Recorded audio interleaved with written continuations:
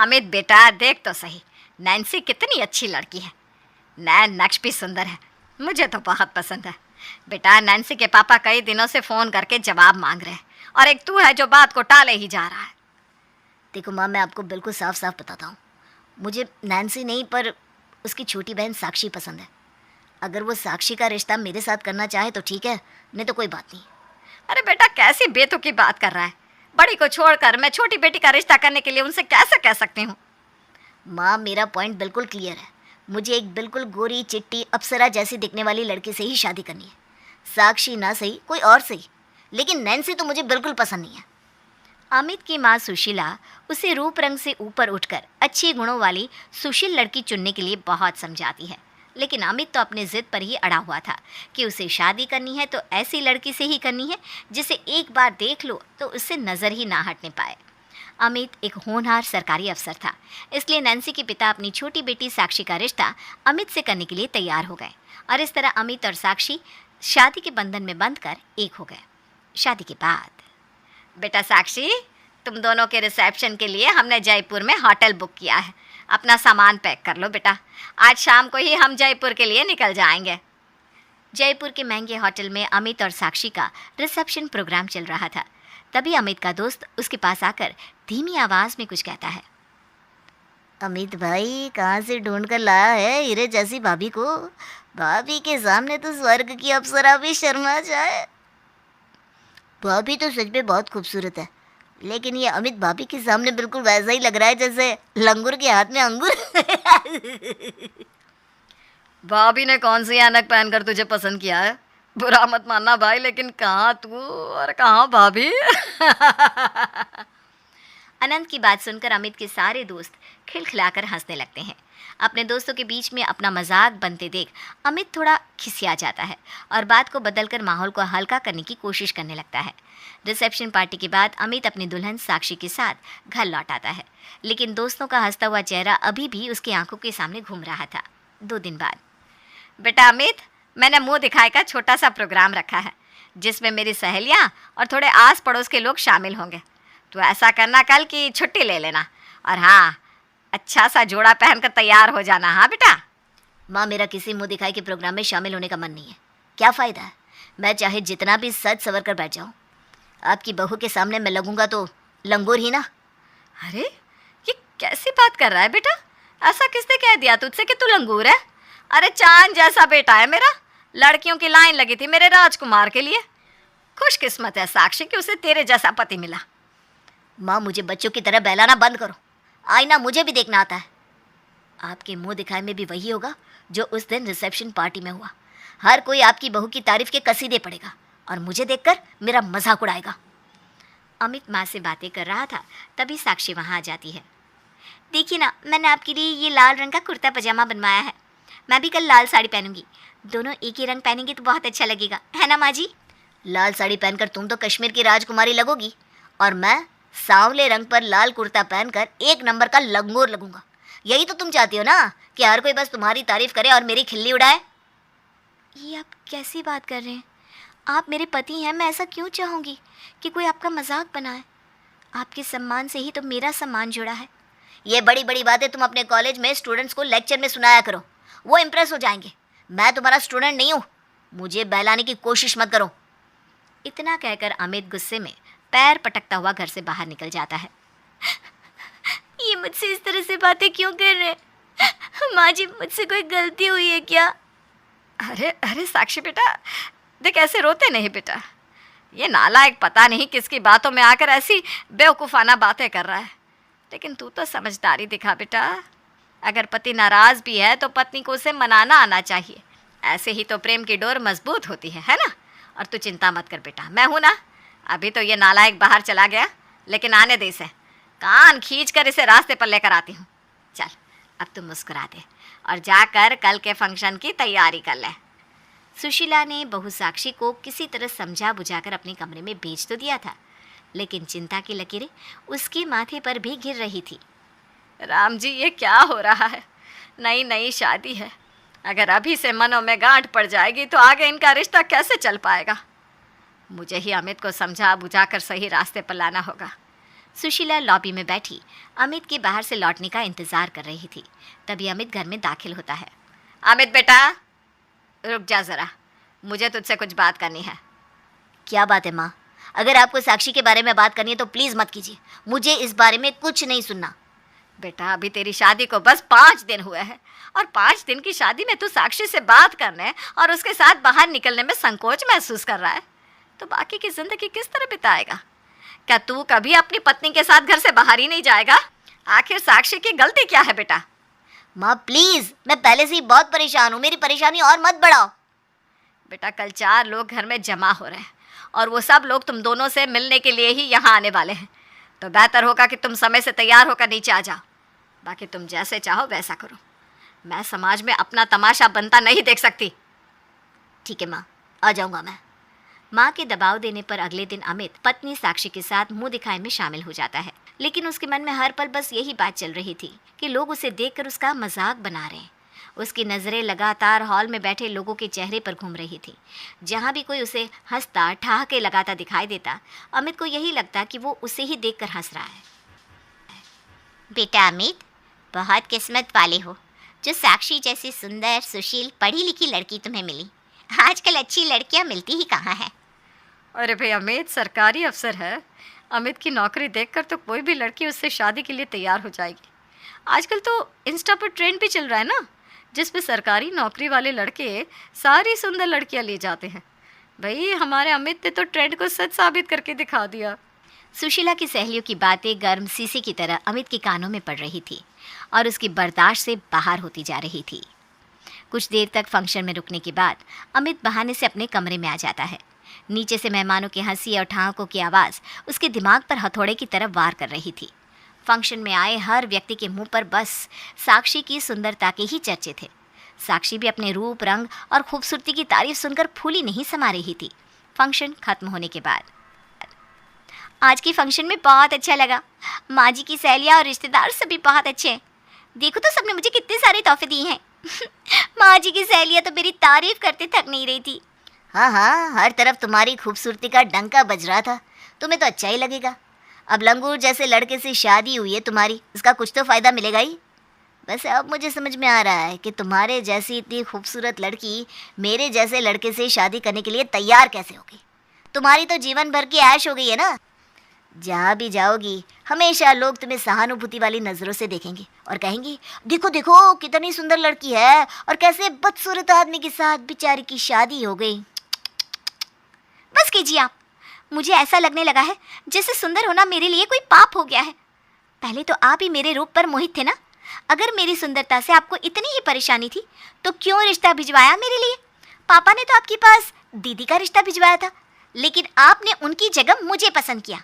मैं दीदी से ज़्यादा खूबसूरत थी सिर्फ इसलिए ना। मैं कभी नहीं चाहती थी कि मेरी बहन कभी भी ये बात महसूस करे कि उसके सांवले रंग के कारण कोई लड़का उसकी जगह मुझे पसंद कर रहा है। लेकिन पापा की ज़िद के कारण मुझे हार माननी पड़ी। मैंने बहुत मुश्किल से अपने दिल को आपसे जोड़ा है। मैं तो ऐसे आदमी से कभी शादी करना ही नहीं चाहती थी जो इंसान को उसकी सीरत की जगह सूरत से पहचाने। लेकिन अपने परिवार की खुशी की खातिर इस रिश्ते को अपनी नियति समझकर पूरे दिल से मैंने आपको अपनाया है। कभी एक पल के लिए भी मेरे मन में ये बात नहीं आई कि आप मुझसे किसी भी मामले में 19 हैं। आप मेरे पति हैं, मेरा गुरूर है। मुझे समझ में नहीं आ रहा कि इस तरह बात बात पर मुझे मेरी सुंदरता के लिए ताने देने का क्या मतलब है। पत्नी साक्षी के मुंह से इतनी बातें सुनने के बाद उसकी बातों का जवाब दिए बगैर अमित चुपचाप सोने चला जाता है। अमित, मैं कब से बोलती ही जा रही हूँ और आप करवट बदल कर लेटे हुए हैं। अरे आप सुन भी रहे हैं क्या? साक्षी बिस्तर पर मुंह फेरकर लेटे हुए अमित के पास जाकर देखती है तो अमित बिस्तर पर लेटा खर्राटे भर रहा है और साक्षी अकेले में खड़ी बड़बड़ा रही है। मैंने इतना कुछ कहा और उसके बदले में अमित सिर्फ करवट बदल कर सो गए। क्या मेरी इतनी भी अहमियत नहीं इनकी लाइफ में कि मेरी बातों को सुनकर उनका जवाब ही दे दें? साक्षी दुखी मन से बिस्तर पर जाकर लेट जाती है। अरे ये कैसे डिज़ाइन दिखा रहे हो? अपनी दुकान की सबसे बढ़िया साड़ी दिखाइए ना। अरे सर, रंग और डिज़ाइन पसंद करने के लिए आपको मेहनत करनी होती होगी, लेकिन मैडम तो इतनी खूबसूरत है कि पत्थर को छू दे तो सोना हो जाए। इनके लिए तो आप आंख बंद करके कुछ भी ले जाइए, हर रंग और डिज़ाइन में खिल उठेंगी। साक्षी की सुंदरता की अपने साथ तुलना सुनकर अमित को गुस्सा आ जाता है। साक्षी चलो यहाँ से, मुझे यहाँ कुछ भी पसंद नहीं आ रहा। अमित साक्षी को लेकर दुकान से बाहर निकलने लगता है। पक्का सरकारी नौकरी वाला होगा। सरकारी नौकरी में तो चपरासी को भी अप्सरा मिल जाती है। चलो साक्षी मॉल चलते हैं, तुम वहीं से अपने लिए कुछ ले लेना। ये छोटी दुकान के अनपढ़ दुकानदार मुझे बिल्कुल पसंद नहीं। अमित साक्षी को लेकर मॉल जाता है, जहाँ साक्षी एक कॉस्मेटिक शॉप में पहुँच जाती है। मैडम आपके तो सारे प्रोडक्ट्स पैक हो गए, सर के लिए क्या दे दूँ? अरे नहीं नहीं, मैं ये सब नहीं लगाता हूँ। सर मैडम को देखिए, लगता है कि छू लिया तो मैली हो जाएंगी। आपको नहीं लगता कि आपको भी खुद पर थोड़ी मेहनत करने की ज़रूरत है, हैं? अरे सर आप हमारी शॉप से क्लिनजर, टोनर और मॉइस्चराइज़र खरीद लीजिए। रात में नाइट क्रीम और सीरम लगाइए और सुबह सनस्क्रीन, फिर देखिए कैसे आपका चेहरा चमक उठेगा। हाँ? कुछ ही महीनों में आप मैडम के साथ उठने बैठने लायक हो जाएंगे। अब अपमान अमित की बर्दाश्त से बाहर हो रहा था, इसलिए उसने साक्षी का हाथ पकड़ा और घसीटते हुए उसे गाड़ी में बिठा दिया। जैसे ही अमित ने गुस्से में गाड़ी का दरवाज़ा खट से बंद किया, चौंक कर उसकी आंख खुल गई। हे भगवान, ये तो सपना था। लगता है भगवान मुझे सपने में ही रास्ता दिखा रहा है कि अगर मैं साक्षी के साथ कहीं भी गया तो मेरे साथ यही होने वाला है। इतना छोटापन मैंने जीवन में कभी महसूस नहीं किया। जब से मेरी शादी हुई है, ऐसा लगता है जैसे दुनिया में मुझसे ज़्यादा बदसूरत कोई है ही नहीं। अगर मुझे ज़रा सा भी एहसास होता कि साक्षी से शादी के बाद मेरा जीवन ऐसा हो जाएगा, तो मैं कभी उससे शादी ही नहीं करता। बस यही कहती थी, मुझे साक्षी से नहीं नैन्सी से शादी करनी चाहिए थी। पर अभी भी देर नहीं हुई, मैं साक्षी को सब कुछ सच बताकर उसके मायके भेज देता हूँ। ये सोचकर अमित साक्षी के पास जाता है। साक्षी देखो, मैं ऐसे घुट घुट कर नहीं जी सकता। जब से शादी हुई है मैं जहाँ भी जाता हूँ सब बस तुम्हारी सुंदरता की ही बातें करते हैं। ऐसा लगता है मेरा तो कोई अस्तित्व ही नहीं रहा। हर कोई मुझे इग्नोर कर रहा है और तुम्हारे साथ मुझे कंपेयर करके मेरा मजाक उड़ा रहा है। मैं इस डिप्रेशन को झेल नहीं पा रहा हूँ साक्षी। अगर तुम मेरी सलामती चाहती हो तो घर छोड़कर अपने मायके चली जाओ। कहीं ऐसा ना हो कि मैं डिप्रेशन में कोई गलत कदम उठा लूँ। अपनी भड़ास निकालने के बाद अमित वहाँ से उठकर चला जाता है। अचानक ही साक्षी का फ़ोन बजने लगता है। कैसी हो साक्षी?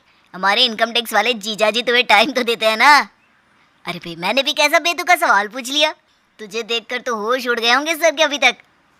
हर्ष साक्षी का जवाब सुने बिना ही उसके साथ हंसी मजाक करने लगा था। तभी उसे साक्षी के सिसकने की आवाज़ सुनाई देती है। क्या हुआ साक्षी, तुम रो रही हो? मैंने कुछ गलत बोल दिया क्या? आई एम रियली सॉरी साक्षी, मैं बस मजाक कर रहा था। मेरा तुम्हें हर्ट करने का कोई इरादा नहीं था। I am really very sorry. मैं तुम्हारी बात से नाराज़ नहीं हूँ हर्ष, बस मेरी किस्मत ही खराब है, तुम्हारी गलती नहीं है। अरे ऐसा क्यों बोल रही हो? साफ साफ बताओ ना, बात क्या है? तुम्हें पता है ना मैं एक साइकोलॉजिस्ट हूँ। लोगों के मन की गांठें खोलना ही मेरा काम है। तो डोंट वरी, तुम मुझसे अपने मन की हर बात कह सकती हो। सब खत्म हो गया हर्ष, मेरी शादी शुरू होने से पहले ही खत्म हो गई। मेरी सुंदरता ही मेरे लिए अभिशाप बन गई। अमित मेरे चेहरे से नफरत करते हैं। उन्हें ऐसा लगता है कि लोग मेरे कारण उनका मजाक बनाते हैं और उन्हें लंगूर के हाथ में अंगूर जैसे घटिया ताने सुनाते हैं। और उन्होंने आज मुझसे घर छोड़कर जाने तक के लिए कह दिया है। क्या बात कर रही हो?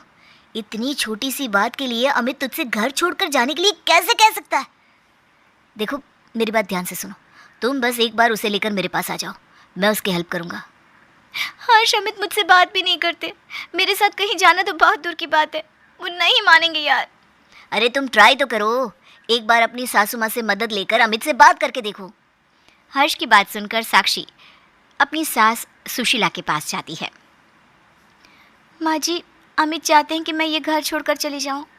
वो मेरे साथ इस रिश्ते को आगे नहीं बढ़ाना चाहते, लेकिन मैं चाहती हूँ कि ये रिश्ता बना रहे, इसलिए मैं अपने तरफ से एक और कोशिश करना चाहती हूँ। मेरा एक दोस्त है जो मनोवैज्ञानिक है। अगर अमित मेरे साथ हर्ष के पास जाने के लिए तैयार हो जाए तो वो हमारी मदद कर सकता है। तो फिक्र मत कर बेटा, अमित तेरे साथ ज़रूर जाएगा।